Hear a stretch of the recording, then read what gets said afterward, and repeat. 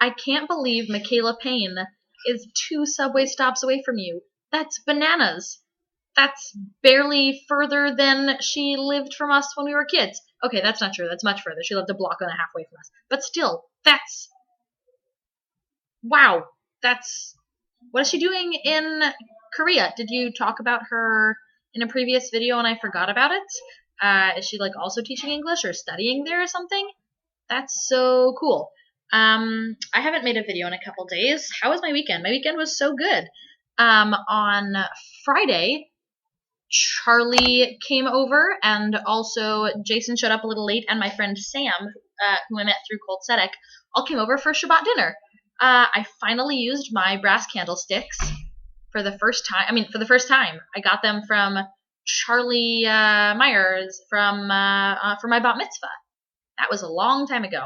I have had these candlesticks for 12 years, and I finally used them, which is so nice. And I made chicken and mashed sweet potatoes, and there was challah and salad, and we drank wine, and it was just really nice. I like being a Jew. It made me feel good. And then on Saturday morning, I went to Torah study at Cold Sedek. And then Saturday afternoon, I studied for like 5 hours at Terry's house. I like Terry. He's such a great guy. He just bought a house. Wow. So at Cold Sedek, okay, backstory. At the end of February, I'm doing an event called SED Talks. SED is spelled HSED, Human Sexuality Education Department. Like our student organization is Human Sexuality Education Department Student Organization, which is SEDSO. So these are SED Talks, like TED Talks, but for the Human Sexuality Education Department. Okay, I've now explained this in great detail. And they are a chance for passionate people in the program, or for people in the program to spend 5 minutes talking about what they are passionate about. And I absolutely signed up. I'm going to do a talk on ethical objectification. I might bring in Martin Buber. I think that might be how you pronounce his name. I'll look into it.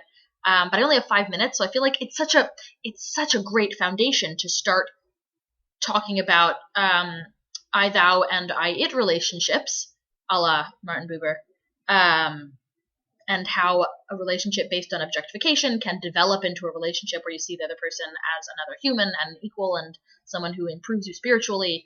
But I only have 5 minutes, and I should probably just jump right into the ethical objectification portion of the talk, because that's not a lot of time. Regardless, I've got a friend, Maya, coming. Maya is dating another person in the program as well. So like she's super into the Widener stuff, the sexuality education department stuff, and she seemed totally stoked about coming to this talk. And I mentioned it to the organizer, and she said, "Oh, the audience is only going to be Widener students." Why is that? Well, we want to make sure presenters feel bold enough to choose whatever topic they want to speak on anything, which they might not do if, which they would feel more comfortable surrounded by their peers. And I'm a little bit like, on the one hand, not on the one hand. First of all, we are studying, this event is billed as like a chance to get better at talking about sex in front of people and sexuality in front of people. So we better, we're already good at talking about sex in front of our classmates. We do that in class every day. If you're billing this as a chance to get better at talking about sex in general, we should have an open audience. And number two, your audience is only going to be made up of people who are passionate about sexuality. No one's going to come and pay to get to an event about sex unless they are an open-minded, curious audience. It's not like we're going to be heckled. We're not preaching to Republicans here.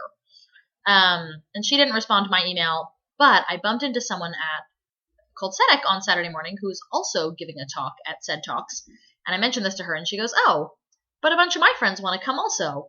That's silly, I know. I'll email her as if we haven't had this conversation, because I was going to ask her about it anyway. Because in my email to Mia, I said, "Why don't you poll the presenters and see how they feel?" And this woman is another presenter, and she's like, let me make it clear that I feel really quite positively about an outside audience. That feels fine to me. So who knows? Maybe that'll fix things, and more people that I love will come hear me talk about ethical objectification and other cool topics that I look forward to finding out more about. Finding out about more that. Yeah, so that was Saturday morning. Saturday afternoon, studied at Terry's house. Saturday evening, I went to the river rink with a bunch of friends, and I did not skate because I did that last weekend. It was awful. Ooh, ankles.